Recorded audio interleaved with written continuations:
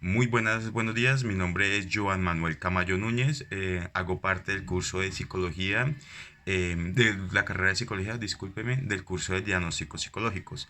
El siguiente video es para hacer la contestación de la guía de actividades, en donde nos piden explicar dos preguntas fundamentales sobre el tema abordado en la unidad, en la fase 2 de la unidad uno de este semestre, en donde pues la primera pregunta nos indica cómo se elabora la evaluación psicológica de los procesos psicológicos, afectivos, personalidad, cognitivos, neuropsicológicos y psicosociales desde el enfoque histórico-cultural.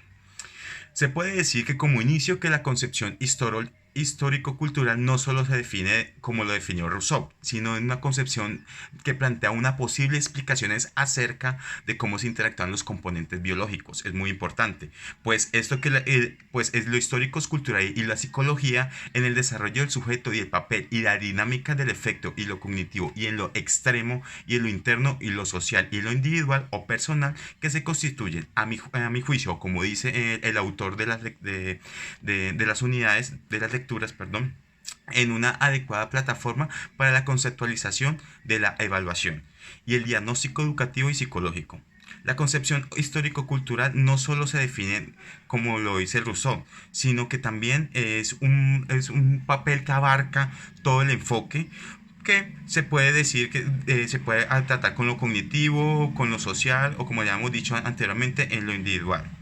Eh, es muy importante que el psicólogo tiene como base fundamental, no solamente él depende para generar un diagnóstico o una evaluación, él tiene que tener ayuda de muchas personas a su alrededor, como por maestros, como doctores, que pueden ayudar para generar un diagnóstico. El psicólogo no puede generar solamente un diagnóstico de una vez sin solamente hacer una evaluación.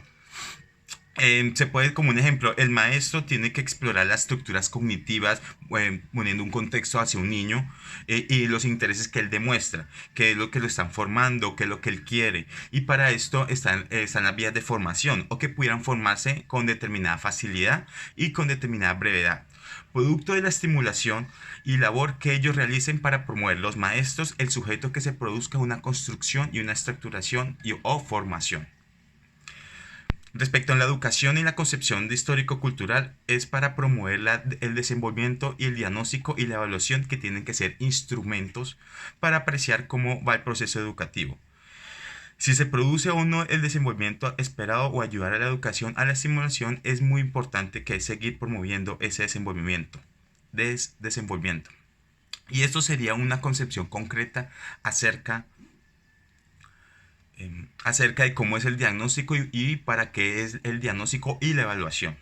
La evaluación, como lo hemos definimos, es una explicativa, no es clasificadora, no es estigmatizante, como algunos hacen pensar como los tests psicométricos que en algunos inicialmente sí tenían ese estigma o esa clasificación que no podía abarcar el tema, el enfoque en el histórico-cultural porque solamente va en lo cuantitativo.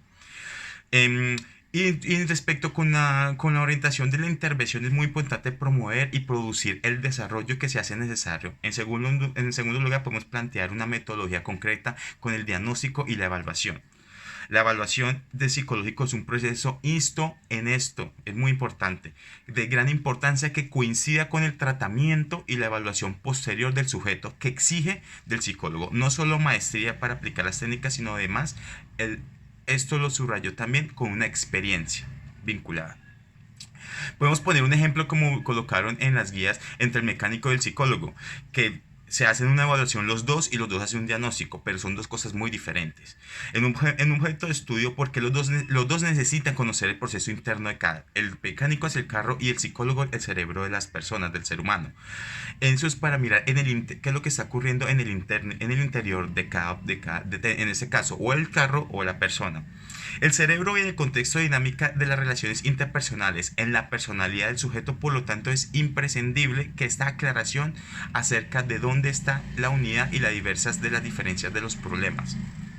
La evaluación psicológico es para intervenir igual que como dice el mecánico, como en ejemplo con el mecánico. Cuando se hace el diagnóstico, como en el caso del carro, lo realiza para arreglarlo, para él es el médico. En el diagnóstico médico para entender al paciente, por lo tanto la tarea fundamental es el diagnóstico en esta eterna relación que se da entre dos procesos. En el caso del diagnóstico psicológico es imprescindible y multidisciplinariedad que es el mecánico y no pero sino el psicólogo. De la multidisciplinariedad es posible como si la definición a través del conjunto de información dada a la interacción entre los medios y los trabajadores sociales y los maestros psicológicos. Eh, Respecto con la otra pregunta, desde el enfoque ecosistémico de Bronfenbrenner, ¿cuál es la relevancia del desarrollo y la dinámica del proceso, persona y contexto del tiempo? Partamos de que Bronfenbrenner considera que el contexto no debe contemplarse como algo estático, sino como esencialmente dinámico y cambiante. Esos cambios sin duda van a afectar a las personas en su desarrollo. Discúlpeme. Acontecimientos vitales como la muerte de los padres, muchos que pueden afectar en su entorno hacia las decisiones de cada persona. Una de las relevancias, en primer lugar, es señalar que hemos de entender a las personas no solo con un ente sobre lo que repercute en el ambiente, sino como una entidad de desarrollo y dinámica que va implicándose progresivamente en el primer y por ello influyendo también, incluso reestructurando el medio en el que vive. Precisamente por ello, como se requiere es una acomodición mutua entre el ambiente y la persona, como dice Bromfield.